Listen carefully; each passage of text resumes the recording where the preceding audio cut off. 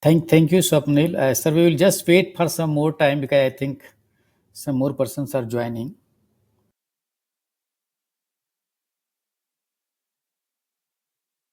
Uh, Very warm welcome to the Bharat 6G Alliance 6G Leadership Tech Talk. Today we have Dr. Patrick Persson, a 6G program director from Ericsson Research, Sweden. Sir, we are honored to have you with us. Today's topic is co-creating a cyber physical world.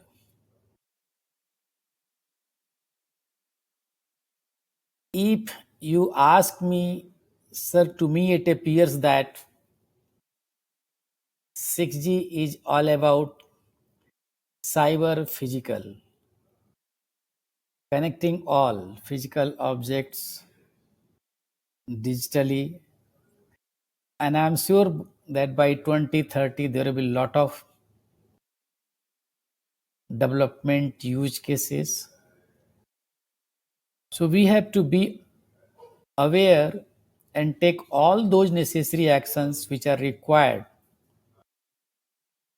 for the innovations and use cases.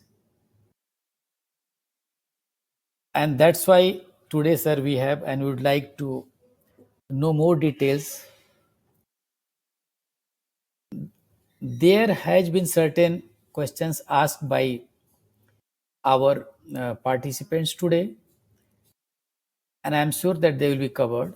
And we are requesting them also to give their questions, write their questions in the public chat box, which you can answer at the end of after the end of your presentation, where even I will also come back to assist you. So very warm welcome, and Dr. Patrick Persson is holding the position as 6G program director at Ericsson Research, Sweden. Sir is involved in different areas including concept development for advanced antenna systems, 3GPP RAN standardization, and proprietary evolution of LTE. I am sure, sir, that with your today's talk on the subject, we will know more about this cyber physical.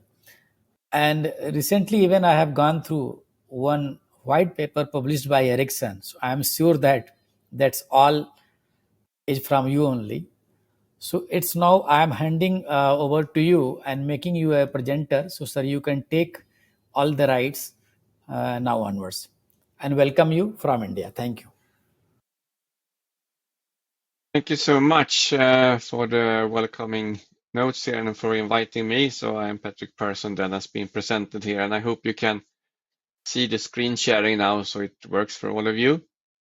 Yes, sir. And as indicated here, so talking about this co-creation of a cyber-physical world and how we can reach that with 6G, and that is the overview of my speech today here. And I will address it in 3 different steps here in one way. I mean, I will actually start a bit on 5G Advanced and see a little bit where we are in that journey, because that is, of course, an important step going into 6G as well.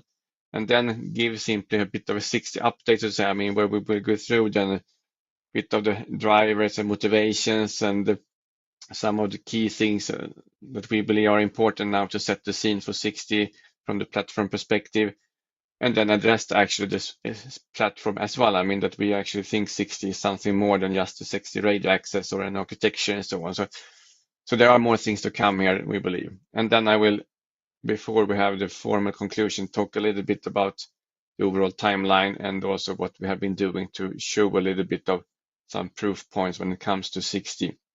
And then as mentioned here that I know there has been a number of questions posed from before the talk here, and maybe there will be more in the chat eventually. So we will have some time at the end to go through them and try to answer at least as many as possible of them. And I think I will touch upon some of them during the presentation as well. So once again, thank you so much for inviting me for this talk here, and let's move on. So starting a little bit then on the 5G Advanced here and what is happening. I will start with a little bit of this overview picture, which is a bit of a timeline, but indicating a bit on what has been the background here. Yeah, 5G started, as you may know, in standardization in 2017, where we had three key areas. It was enhanced mobile broadband, it was critical MTC, and massive MTC. And that has, of course, then been evolved here during the upcoming releases when talking now in standardization language, where we are then in release 18 started what was called the 5G advanced phase. And here there are a few different areas that we think are important in order to enhance the 5G functionality, because I mean it will be 5G for many years to come before we really get into the 60 timeframe. So there is of course important that we continue evolving 5G here to make it as good as possible, and by that also make it easy to evolve into 60 eventually. But there are a few things I want to highlight because they are connected to the overall 60 thinking here and the story, because there are things happening here in terms of sustainable networks, for example, where one of the key principles when we designed 5G from the beginning was to make it what we call a lean design and make it power efficient. And this is, of course, things that are really important now going forward as well. And there has been enhancements made now in the later phases on 5G as well on how we can develop or improve the network power consumption and the methodology used to do monitor that and so on. So there are things happening already in the standard to make it even better from a sustainability point of view when it comes to securing this technology-wise. Then, of course, we have the implementation part as well, where that needs to follow here, that we can do the implementation as efficient as possible. So this is something that will continue for a few more releases here in 5G Advanced. The other thing highlighted here is this intelligent RAN. I mean, we know that AI is here to stay, so to say, and that will continue even more into the 60 timeframe. But the first steps are taken here within 5G Advanced already. And I think this is one part where 3GP as a standardization organization also is about to learn a bit on how to handle AI and how to address that within standardization. So what they have been doing is, of course, to make sure that there are, I mean, understanding how AI can be used and what type of benefits it can give in order to have better performance, and how it can be based on the 5G RAN architecture as such right now when talking on the RAN standardization in particular. And there are a number of different use cases being addressed here about energy efficiency, it's about load balancing, it's about mobility management, positioning, beam management, and so on, that has been addressed here as different use cases when going through how we should have this intelligent RAN being informed. The third thing here is on the new services, and this is of course something that we will see coming here. I mean, services will evolve and there will be new services, but what can we do within the 5G timeframe? So there are, I mean, extended reality has been one of the things mentioned here, where there are support for this now, and also other type of new device types and so on that are introduced as part of 5G. And these are also things we see as kind of one stepping stone into the 60 timeframe eventually, that there will be even more of these new services, new device types, and so on. And the final part is about performance. And I think this is something that always is coming back. I mean, what about the performance? How can we address that, make it more better and better to support whatever needs there is, and making sure that we have high performance. A lot of things here in the 5G advanced standardization is related to multi-antenna technologies, for example, and mobility enhancements, that we can improve the current standard and technology in order to enhance the performance. So these are some of the steps, so to say, that we have here in front of us that will take us on this journey into the future, into how we can create this cyber physical continuum. So and making sure that we have the high performing networks that can support these different things. So having this in mind, then, I mean, this is where we are currently basically in the standardization, and what we will see the coming years in order to drive the work going forward here. So by that, then, let's move on into the 60 area then. So highlighting a bit on what is there in the stars, so to say, what is it that we can predict and say right now, and how are our thinking when it comes to what 60 should be about. And I will start this walkthrough by going through a little bit about possible drivers and use cases and so on. When we started to work at Ericsson and defining our 6G vision, that was done like 5 years ago or so, there were a few things that was really important for us. One was about sustainability, one was about security, one was about the cognitive part of these intelligent systems, and the final one was about performance and making sure that we continue or can provide a system that handles all the different needs going forward. And we of course have this view here, and we're understanding where are we when it comes to the mobile network traffic and how that will grow going forward. And this is taken now from the Ericsson Mobility Report, where we try to predict, to say, how the traffic will change over time, and where there will be more and more data in our networks, and there is an expectation here that we have like a 10 times increase going forward here, and that will need to be handled somehow. Even though 5G is forward compatible in its design, we of course see also that there are possibilities where we can enhance also the 5G design in order to kind of handle these things. Then, as I will come back to shortly, I mean, from our view, 6G is not only about enhancing now the capacity, for example. 6G is something much wider and more to really bring us together in the cyber physical world and co-creating that together. But this is one starting point, I mean, our discussions here and what we foresee coming. But taking a quick look then on, so to say, the vision we have had here that has been kind of polished along the way, but it's been the same from the beginning. And that is really about the cyber physical continuum, co-creating that and making sure that we can bridge between the digital reality and the physical reality. And there are, of course, many different things within this vision. I will not go through it in detail. There are papers you can read to follow up more there, but touching a little bit, I mean, that there is, of course, a number of use case visions or drivers. You see them in the top here, talking about digitalization and programmability, talking about Internet of Senses, how we connect to a sustainable world, and what about connecting intelligent machines. So these were areas we identified as kind of vision areas where we could look into and try to understand what are the needs going forward. So it doesn't mean that all of this will happen 2030, so to say, or so, but it's about creating a vision for the future to aim for something. Then we have a lot about what is the 6G network platform, because this is, of course, the essential part. We have the bottom part here, really, I mean, how do we ensure all these things? And I mentioned a few already, but we have the cognitive network, we have the compute perspective, we have the trustworthiness aspect, and also what we call the limitless connectivity, meaning that, I mean, can we provide all the things that we foresee in the future in the vision work here with a certain platform?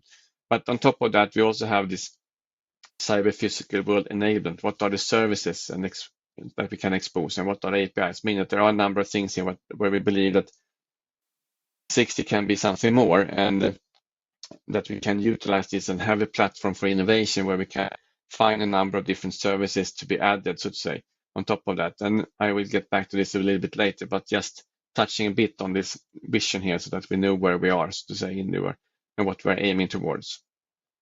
And key thing here is, of course, I mean, how do we make this as a seamless reality between the digital reality and the physical reality? And there is, of course, where we see that there are enhancements needed, and it's not only then about making sure that we have a new radio access or a new 6G architecture and so on, and how that will look like. It's also more about how we include a lot of other perspectives here and build that as kind of a common 6G system that really goes end to end in that way. So let's look a little bit then on the use cases, or what we see here as kind of key things that we need to have in order to build this cyber physical world. Because you can see here in this slide, bottom left there are inclusion, integrity, and sustainability and resilience as two things, and you see up right there where there is talk about digitalization, application demands, security, and trust. And these are some of kind of the things that we think are, to say, enablers to build this cyber physical world, where inclusion in integrity is about how can we have connectivity as an enabler for equal opportunities for social and economic developments. So And then we have the sustainability and resilience, of course. I mean, how can we continue working with communication and networks to enable and very energy efficiency? How can we have this dematerialization and sustainable development? And how can we create, so say, resilience in the climate impact future? And these things are, of course, not so easy to directly relate to technology all the time. So what we have been trying to do then is think about how can we find out or how can we define use cases here that then will bring in this aspect, and then from the use case domain we can try to understand, okay, what the requirements do we need to have in order to support them, and from that we can then translate this to technology. And then the two last one about security and trust, of course, very important here that we would like to see trusted and dependable communication and computing for the industry so that we can rely really on the critical information so that we have a secure and robust solution that handle any type of cyber threats that will come. And the final one about digitalization and application demands, they're talking about network services and how we can increase the use of new device types and services, and how do we use the massive use of AI here across the system and so on. So these are kind of guiding principles. And then what we have had here in the blue boxes that you see are then some examples on use cases or use case scenarios, and where we try to, I mean, this mixed reality is of course one thing that we believe is an important thing going forward, and how we can evolve that from the virtual reality today to even more advanced immersive experiences and so on, where we know that there are gaps in the system. I mean, we need to handle higher capacities, and we need to make sure that the latency, for example, is robust.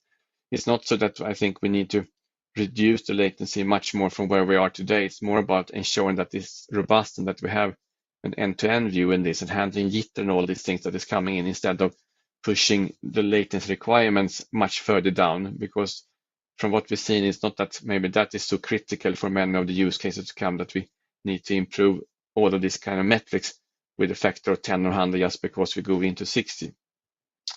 We talk about global internet, and this is very much about inclusiveness and so on. I mean, how can we ensure that all get access to the technology that we are developing, using satellites, using other type of solutions here, and make it cost efficient to make sure that all can access the digitalization everywhere. Then we have things about autonomous mobility. So this is more about, I mean, how can we really have a predictable time-critical communication and high services? I mean, what are the can we have a bit of dependencies here in the sense that can we ensure that we can provide a certain service guarantee and so on, and making this possible everywhere. And also using digital twins is, of course, one perspective for these things. I mean, how can we use this as a technology in order to support different type of services going forward? We have the resilient communication, which is more about the emergency communication. So what can we have more service guarantees here? And how can we ensure that we have a seamless coverage wherever that is? And what about recovery if things are going down and so on, to ensure that we can really have this resilient connectivity always. So these are some of the examples on where we think, and as you may see here, it's not that completely new perhaps from what we have been discussing in 5G and 5G use cases. So this is more, I mean, that there will be an evolution of the 5G use cases, but there will also be new aspects coming in that kind of goes beyond what we have been doing in 5G, of course. But this is to set the scene a bit on understanding the needs going forward, and also what type of service this is, if it's for business to business or business to consumers and so on. So there are different perspectives here. Then what we're also bringing up here is, so to say, enablers for beyond communication.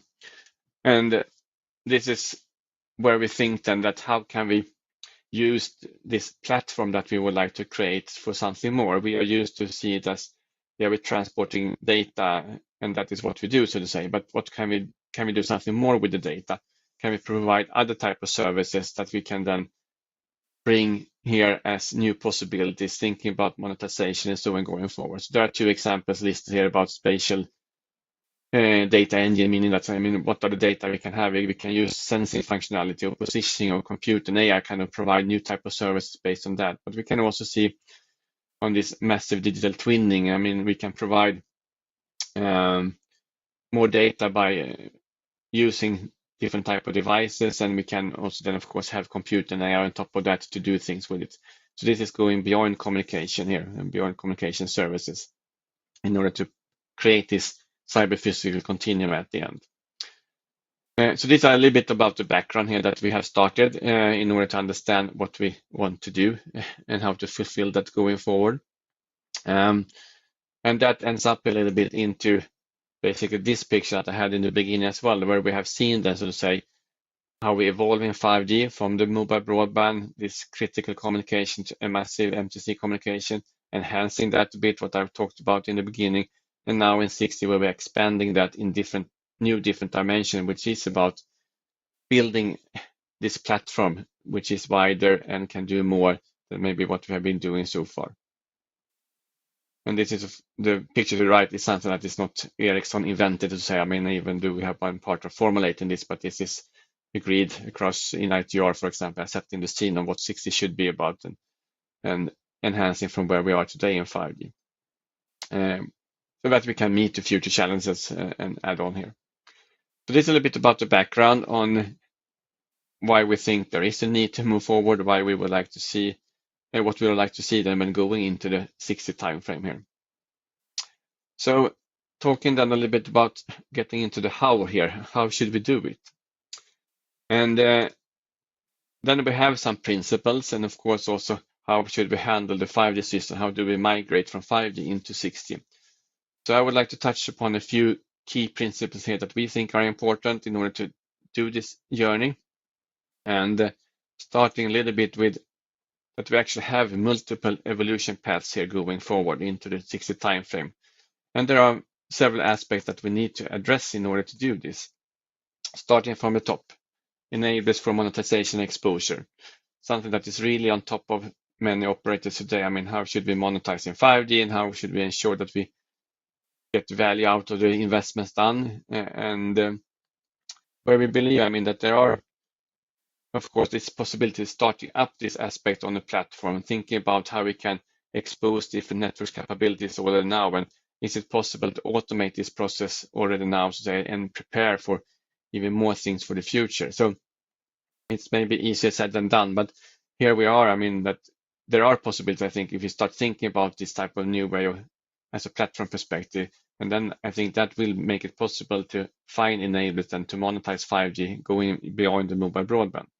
And that will then take us into the possibility to also monetize of 6G from day one, basically. If you have started this already now, everything will take some time to evolve, of course, but starting this journey, and then we will see it's much easier to monetize all the new services that we foresee in the future. The second track here is about the automation of network operations, which is really an important trend here, where we see, of course, a need to think how can we automate. And also here, this is a little bit of a G-agnostic perspective. I mean, we see service management, orchestration, assurance happening now, moving forward.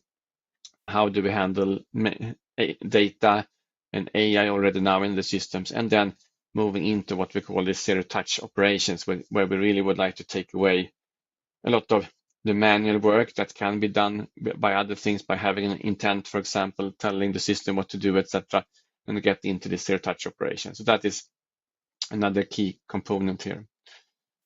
The third one, talking about this cloud-native design and development, is another trend that we also think are important to embrace and prepare so that we can prepare for the future, where we have the possibility then to have today's efficient separation between software and hardware. And by that, we can also enhance the systems in a more efficient way going forward, so that we have this continuous way of working and can evolve continuously in one way. So having this cloud native readiness, that is a key component going forward here. And the final one is more about the architecture and how we migrate from where we are in 5G into introduction of 6G. And I will get back to that one a little bit more here shortly. But this, of course, that we also see that there are steps to be taken here in the coming years in order to prepare for the 6G introduction eventually. But these are some kind of the evolution paths that we believe are important to make everything successful in the future and build this platform once again. So talking a little bit about the network evolution as such. So we see that there are a few key steps that one need to take here. And we know that the world are in a bit different places here, but that's also why we think it's important to bring this up and have that as part of, so to say, the 560 discussion as well, that we need to do things already in 5G to make sure that we get a good 60 introduction. So we have a lot of non-standalone deployments today where you don't really get full benefit of the 5G systems because you're still relying on some 4G technologies. So taking the step to a 5G standalone is of course important here to enable many of the things that you can do in 5G. Some of the things I touched upon in the beginning here, that we can get access to more of the functionality, and we can also see what the 5G advanced functionality can be added on top of that. I mean, these are important steps to prepare for the future. And if you don't do these steps, it will be difficult to find a good system to really get benefits and monetize on all the things that we have in 5G already. And then from there, it is then a much easier step into 60 usually to get there. So, but there are, I mean, as pointed out here in the slide, that stepwise technology adoption driven by network demand and monetization opportunities. I think this is, of course, one thing to keep in mind. Everything will not happen at once. We need to take it in steps. We need to see and understand what are the key things, and by that, adding it step by step. Then, of course, in the bottom, you see some green arrows here talking about more of a continuous evolution, meaning that there is, of course, a standardization ongoing that will move on. We have a hardware evolution that will also take small steps and continuously evolving here, and also the technology as such. I mean, that there will be opportunities coming here. And this is where how we think that is being played out. So some of the principles here and how we evolve from 5G into 60. So taking these steps, then in our view, this will make it very a smooth introduction then of 60.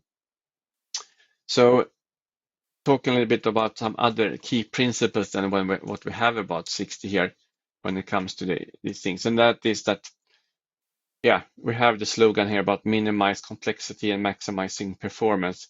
I mean, this is, of course, something that is important no matter what, but we see that there are a lot of complexity built in the 5G system as of today. We think we can do better here going forward to minimize the complexity. And if doing that, we also believe that there could be possibilities of maximizing the performance. So there are a number of key steps here that is mentioned, and that we would like to see 60 be a standalone architecture from the beginning. And this is very much coming back to what I just said. I mean, it's when you have the standalone system, that is when you can really benefit from all the things, and you can make it possible to monetize from day one, and we can ensure that we get, so to say, a better performance than what you can do with 5G preferably, and so on. That there are some of these fundamentals, and we believe that having a standalone architecture only that will be helpful in doing this. Then on the architecture part, that yes, we have the 60 RAN. We believe that is forming a new RAN, but interfacing that in the core network that should be done then by evolving the existing 5G core. It's not that we would like to start from scratch and have a completely new 60 core and redo everything. We think that we can evolve the 5G core in order to add on the new services and so on, while still then keeping up the ecosystem we have for 5G and build on that and the investments done. Then we talk about this intent-based and programmable networks, and I think this is really key. This is something we need to embrace even further, but of course puts a lot of requirements on the architecture to be more data-driven. What about observability in these things and how to make it completely intent-based and driven. Then we also talk about what type of interfaces here. I mean, some we believe are beneficial having them more open interfaces, but some we don't think should be open. But we need to talk about multi-vendor interfaces here to ensure a good migration. Then, of course, another important aspect is about spectrum, that what are the spectrums we should use 60s for. So here we said that we should use all the existing 3GPP bands and also some new bands that we hope to get access to eventually on the centimetric wave.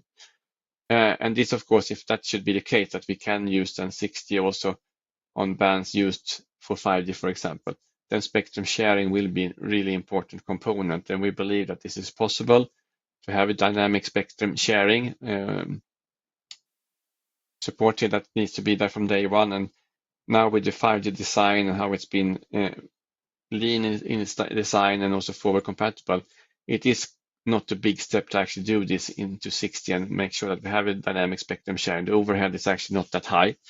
It was much bigger step going from 4G to 5G in the spectrum sharing perspective. So this is much easier ride also into 60, we believe.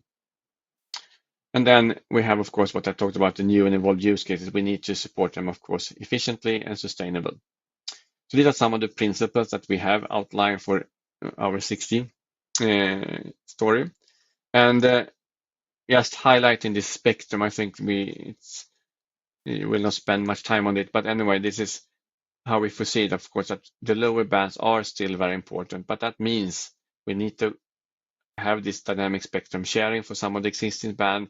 In the centimetric wave bands, we need to work with coexistence because there are other services there already, so we need to address that. But this is anyway, I mean, what we believe are the key things to make 60 successful. There are discussions on the sub-terahertz. We don't think that is really super critical or relevant right now. It's maybe for very niche use cases eventually, maybe in the long-term future, but nothing is that we should focus on right now. It's more important to make the other things work first here. Then I will also touch a little bit on this AI networks or AI nativeness. I think this is, of course, something that is needed to be built in here from the beginning. And to make sure that we can use AI whatever needed. I mean, I don't think we should have AI everywhere. I think there's some certain parts that we can do without using AI, but clearly there are other areas where we need AI to improve performance. So we need to find the best possible ways on how to use AI here and to make sure that we have this fully automated system.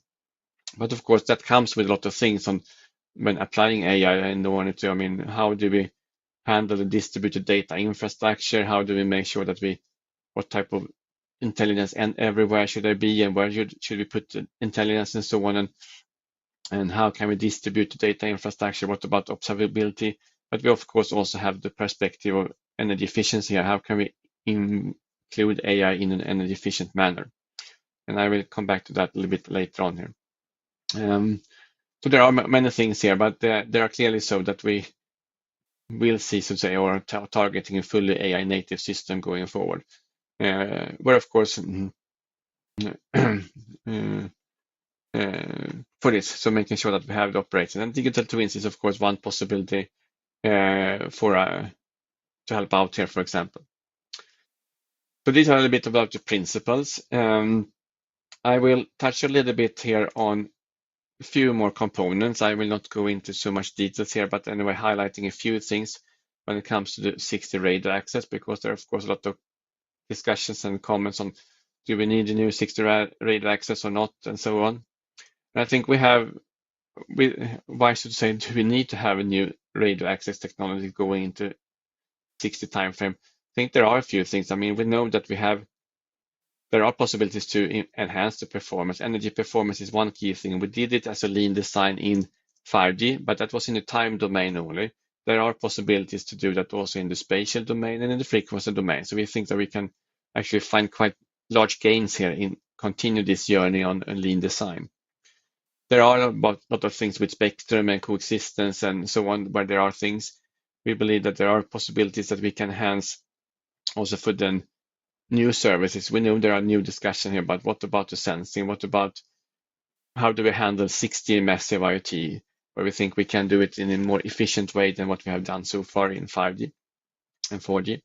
Also there, energy efficiency is one critical component actually, where we have some technology that are not so energy efficient, but we believe do that much better into the future. And there, of course, I mean, when learnings we have done, so to say. So there are a number of reasons here why we should say need a new 60 RAT. It's not so that it will be revolutionary, but there are enhancements we can do in going forward here. And then we have, of course, a number of key components here that we are addressing in order to understand how to do this. Spectrum and coexistence, of course, one thing. We don't believe we need to do so much on the waveform, for example. We should keep what we have. But on the right-hand side here, you see other things. The sensing, I mean, how do we have integrated sensing in a good way? It's not that we here should build a new radar system. We should reuse the hardware, reuse the spectrum, reuse the sites, etc., in order to make sure that we can add this on top of what we already have, and this is possible. So this is we can do. We see the use of the wide range of devices where, as I said, on the massive IoT side, we think that there are possibilities that we can bring in new possibilities for this low power wide area by enhancing the 60 RUT. But we also see there are other opportunities going forward. Zero energy devices has been something we have talked about for a while. I mean, having these very sensors without any battery so you can harvest energy or something, which we believe in the long run will be a component here. I touched upon network energy performance already. Coverage we believe are really important in order to fulfill some of the goals we have. So there are many things here that we are working on in order to enable this from the lower layer, so to say.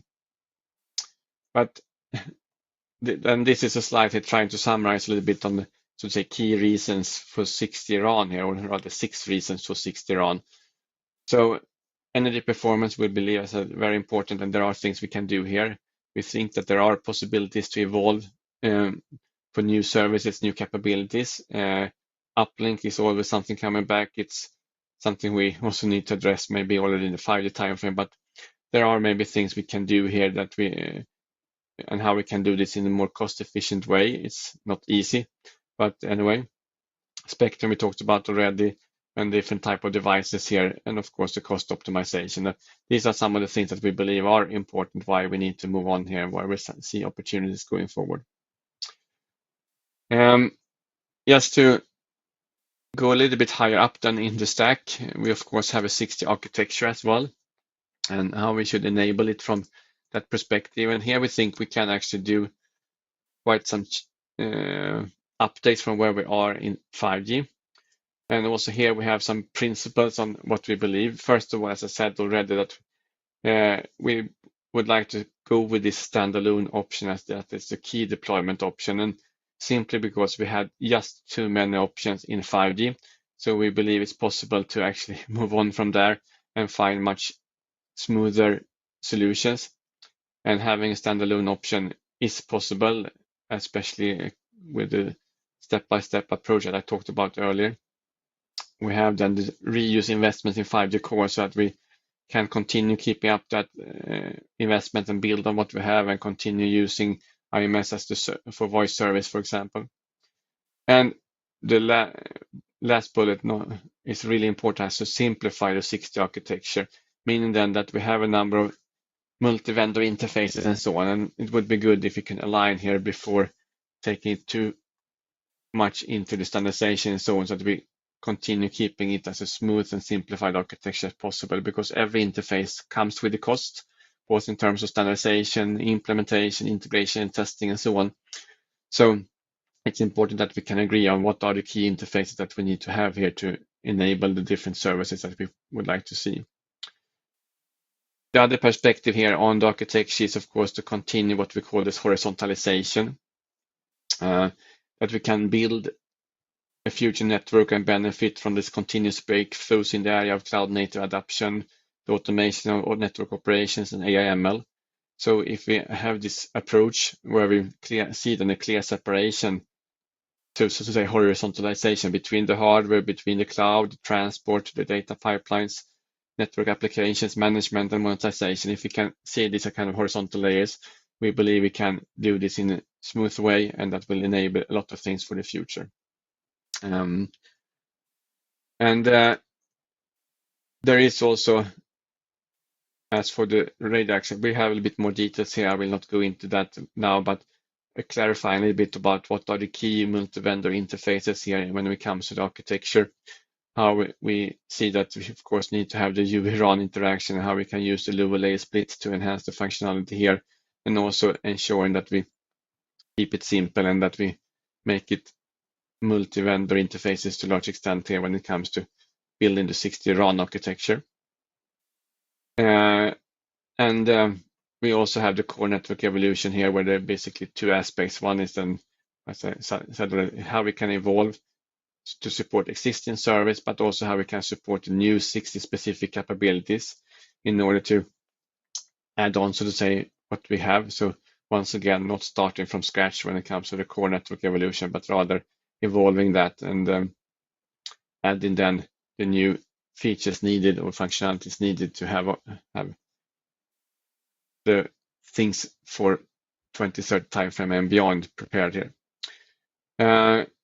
So there is a reference here where we had the paper out in the autumn last year highlighting these things, where you can read more on what we think are the key things when it comes to the network architecture for 6G. So now we have touched a little bit about the fundamental basics and what you typically talk about to a large extent. I mean, how do we build it? What are the radio perspectives and so on? But I also would like to get back to what I started a bit on the vision work and how we can expand, actually going beyond what we do typically, and talking about the 6G platform.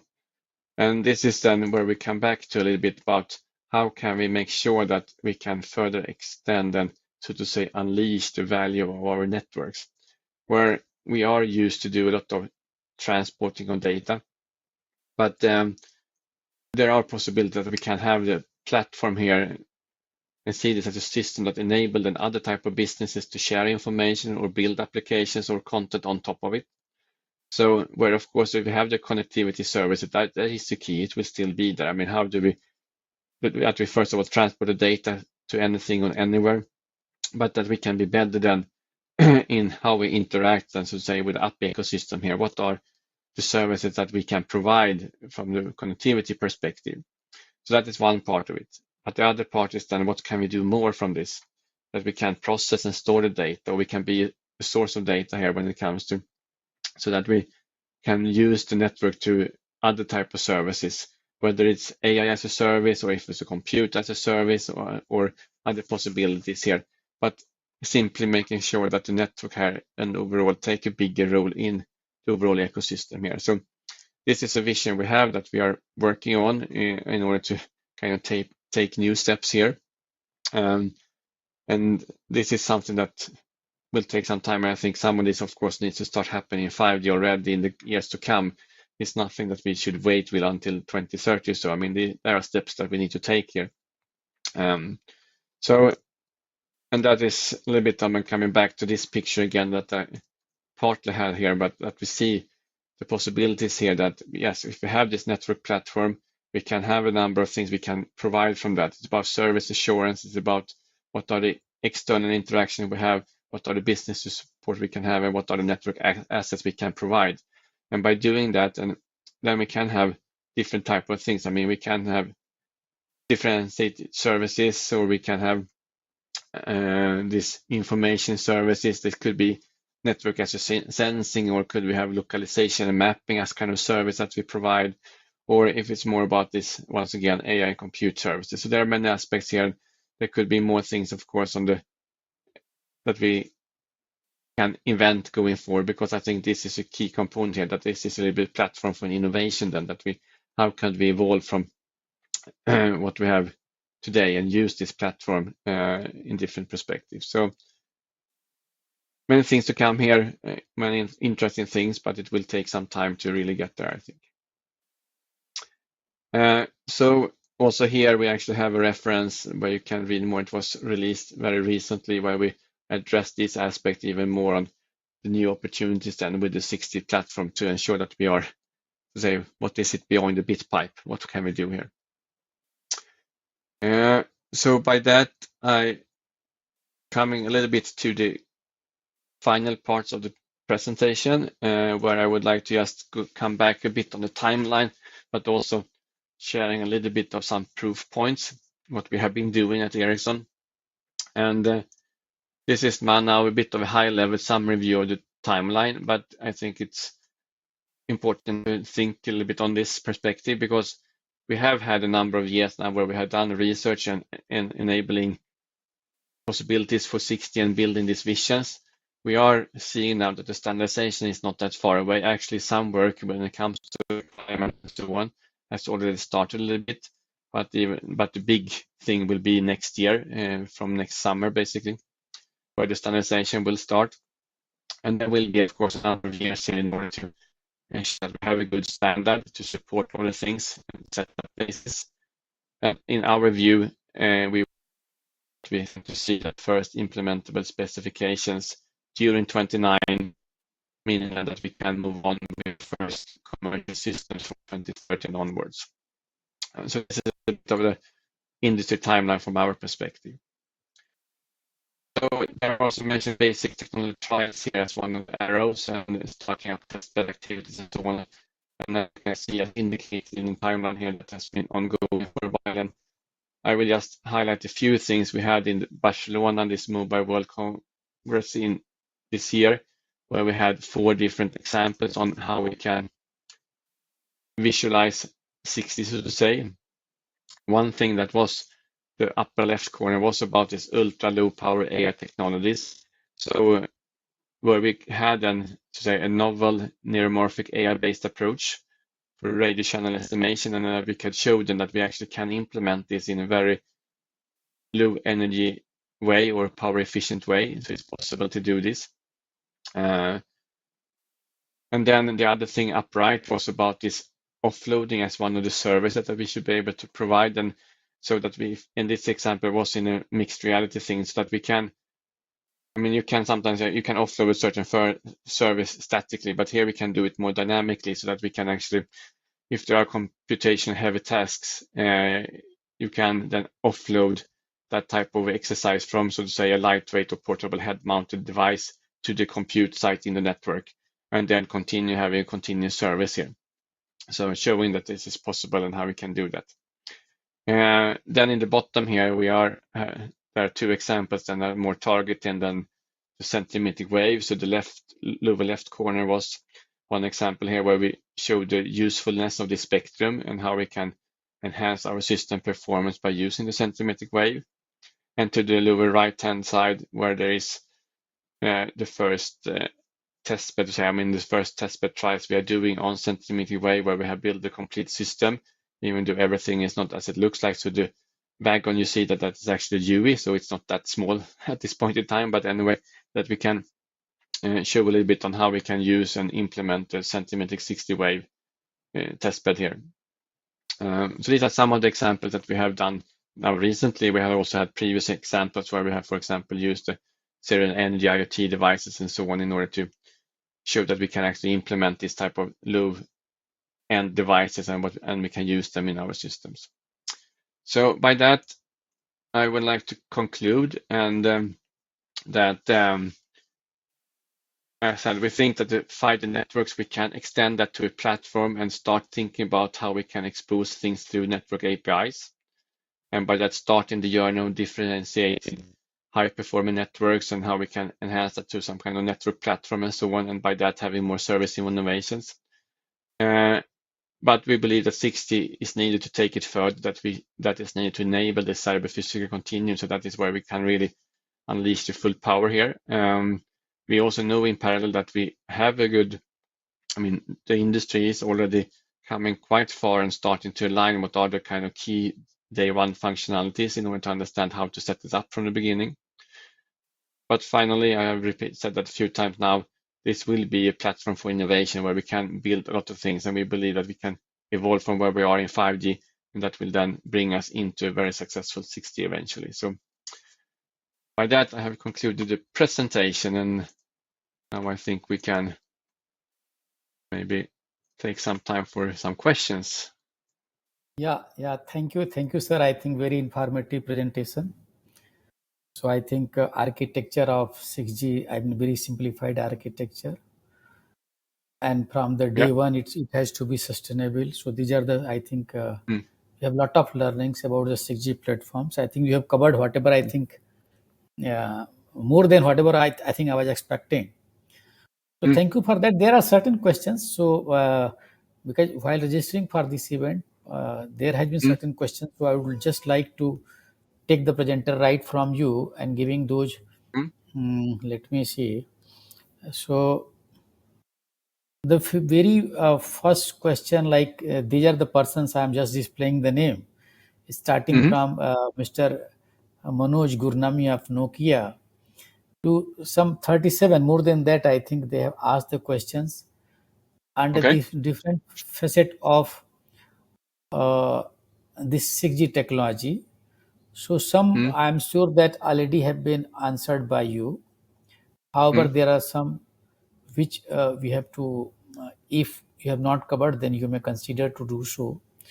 So these are the various questions by them, that why will 6G be deployed as an overlay to 5G only where capacity are needed? That's the first question. So I think it's for you to pick the questions which you feel that you have not covered, and I'll be just Okay.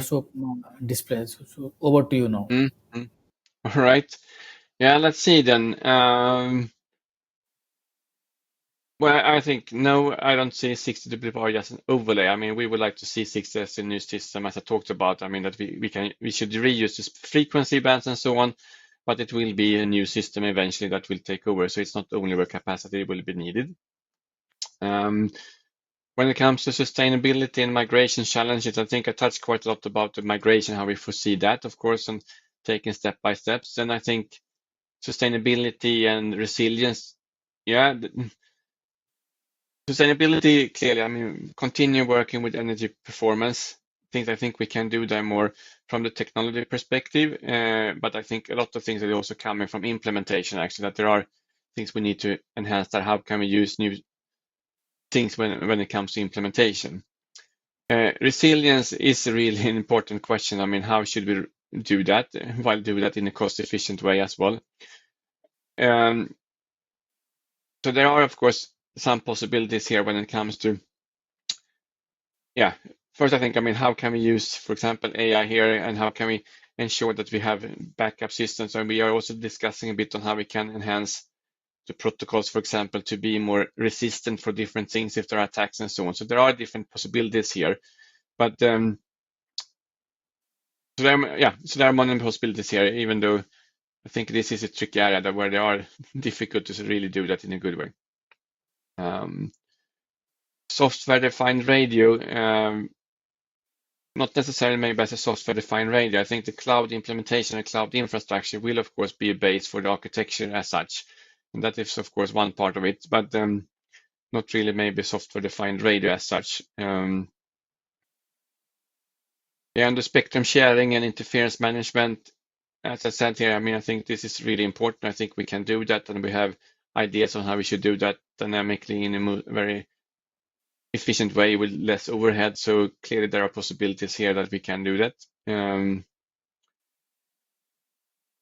Cyber physical, but I hope that was covered here a bit. That, I mean, this is really about bridging between the digital world and the physical world, where I think in our vision, we are talking very much that you can then, if you have, so to say, seamless connection between the two, that you have a digital replica of the physical world, and that is updated in real time, basically. Then you can, so to say, predict and understand what's happening. You can go back in time, so to say, and understand what happened, but you can also go forward in time to predict things and try out things in the digital world, and then you can make sure it happens in the physical world. So that is what we mean by here. How it will benefit low-income people. That is a really good question. And one of the things that we highlighted in our use case discussion, I mean, that we really think about inclusiveness and so on. So that how can we have technologies here, and how can we provide connectivity everywhere? Then and we also think about talking about more dependable communication, or I mean, how this kind of differentiated my MBB. Maybe there could be different things here eventually, that from the platform you can ask for certain type of services, that at least to have some basic service, but if you would like to have even more high services, then maybe that is something you need to pay a bit more for. So there are different perspectives. I think we can differentiate that going forward if we have the platform perspective. Terahertz metamaterial absorbers, I haven't touched about that at all. And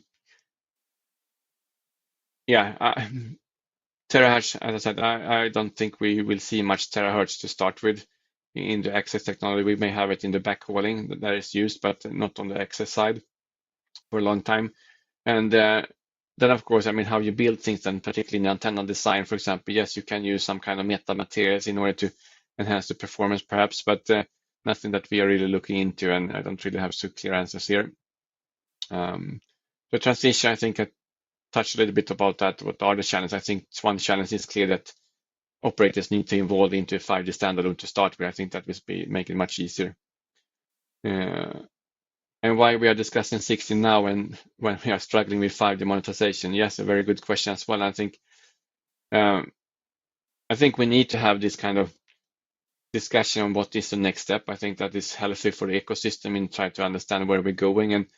And also when it comes to, say, taking steps backwards in time, I mean, it will take some time to get into the next generation. So we need to start it fairly early in order to have a successful system at the end. And I think it's also important that we make sure that there is a continuity here and not create a gap sometime that we wait too long with the next generation, because there could be things coming up and how we should address that. And then I think we are good in having one global standard, to say, and if we can continue with that, making sure that we can use a system globally, and if not keeping up this momentum, I think that could be challenged perhaps. Security aspect. I haven't touched so much about the security actually in the presentation, but there are clearly many things that we need to continue working about this zero trust perspective, that what are the key, if you're connected to someone, what are that you can secure that is, so to say, the person you would like to connect to or the device that you would like to connect to, that are critical things, and that we have trusted orchestration, that we have the possibility to have a confidential computing, all these things in order to address this. So there are a lot of technologies. It's not really my key area really to security, but we have a lot of work ongoing there, even though I didn't touch upon that much in this presentation.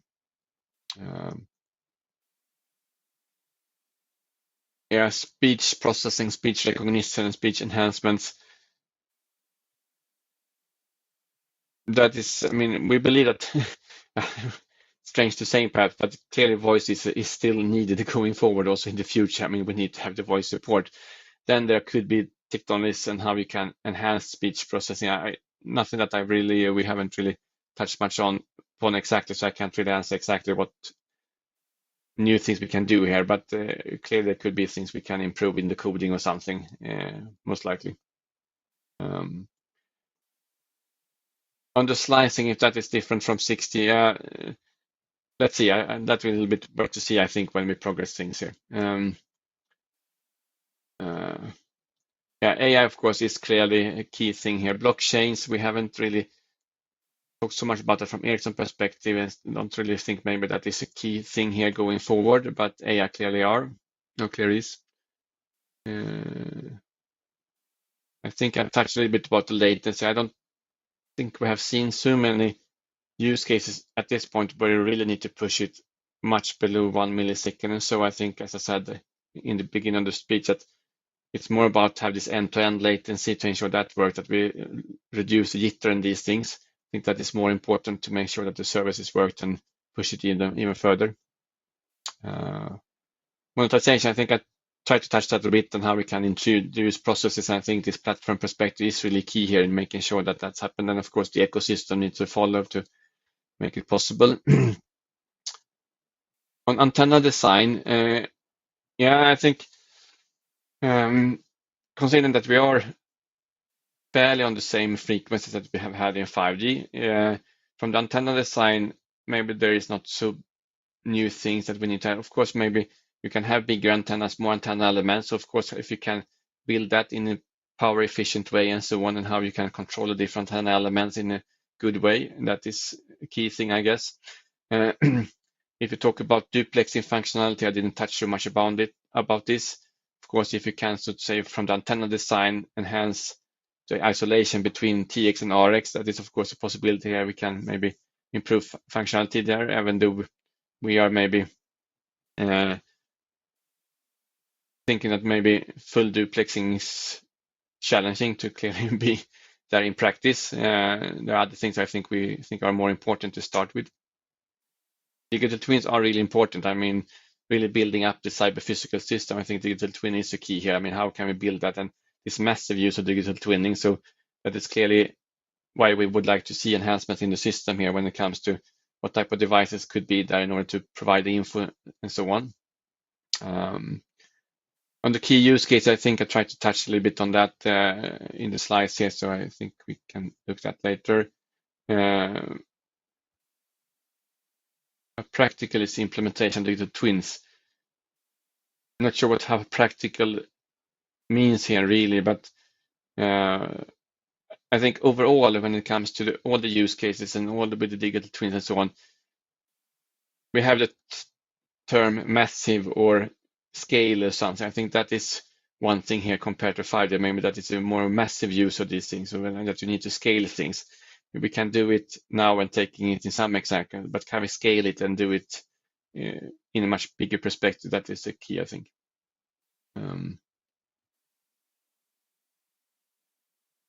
What factors should students consider when choosing between semiconductor industry and the 6G technology field?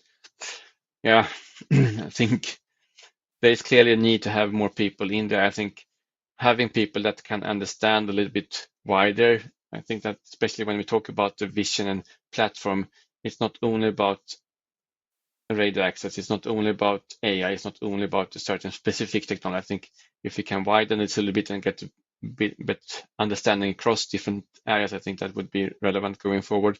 Of course, the semiconductor industry and all these things are important to build things also for the future. Post quantum, yeah, I think we are thinking that maybe in the cryptography and so on, that maybe we can have some quantum technology. We don't think maybe quantum will be maybe in the first really phase of 6G perhaps, but it will come there for some security reasons. It could be clearly. Yeah, here applications, so killer use case. I think everybody's kind of looking for that. I think it's so far not really, I mean that we have one or two single hero use cases or so. I think we need to see it in a little bit broader perspective here, that we are building this platform once again, enabling a lot of different type of services and use cases, and that I think will make it possible to see this widespread adoption of 6G eventually. Yeah, sustainability, I think we touched a bit on that already in some answers. So we have some more questions also. So these are the, I think, okay. I'm sure that you might have. Skip. Yeah, we can right. skip them. Yeah, let's see. Migration we talked about. Terahertz I mentioned. Then there are some specifics on the radio frame and so on, and then yeah, that is of course something the question is if we can or cannot, but the question is if it's what is needed to really have a good 6G router eventually. And speeds guarantee, I mean, yes, of course we will see higher bits per second, something like that will come due to the needs we have, but what practically we will see, that we'll get back to simply we will see. I mean, we have demonstrated quite high bit rates in the test beds we are having, and then what will be practically seen. O-RAN, I haven't touched much about, so to say, 3PP versus O-RAN. I think there are things we believe should be done in O-RAN, especially this lower layer split. I think that is where we think O-RAN can so to say, help out here, and we should work that. Still, we think that 3PP should be the one taking the overall responsibility for the 6G architecture. So, but there probably should be some interworking here. Let's see, was there any thing from the chat also? Maybe, I guess we have not so many minutes left here. So I would like to thank you, but I think there are certain questions, especially, sir, if you go to public chat, then there are three questions. One by Dr. Brajesh. No, I think you can just choose. I think you have not, because there are certain questions on the public chat. Yeah, exactly.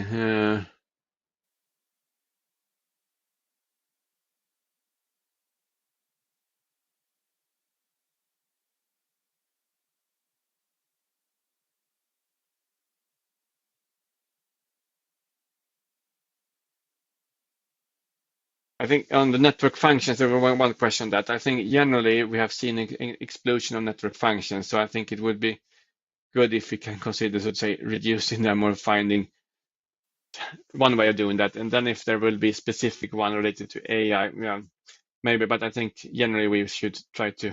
We have so many now. I think there are several hundred of network functions, and it's been completely exploding during the 5-year time frame and so on. So let's try to reduce them to start with, and then whether it's one specific for AI, let's see. Not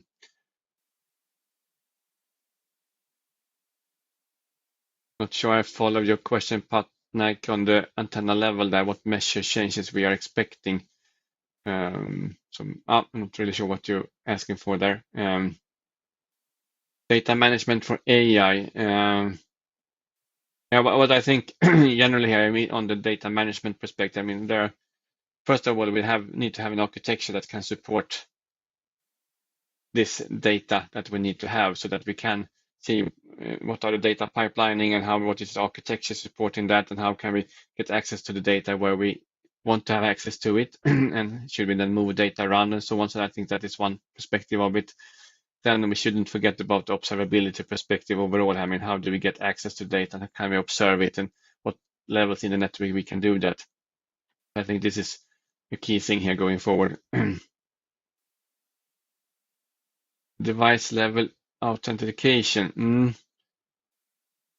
I think first of all, we need to understand what are kind of the different device types. I think we have many of them already, and we need to be a little bit clearer on what type of device categories we should have and so on going forward. And that will also then follow, of course, in the authentication here eventually.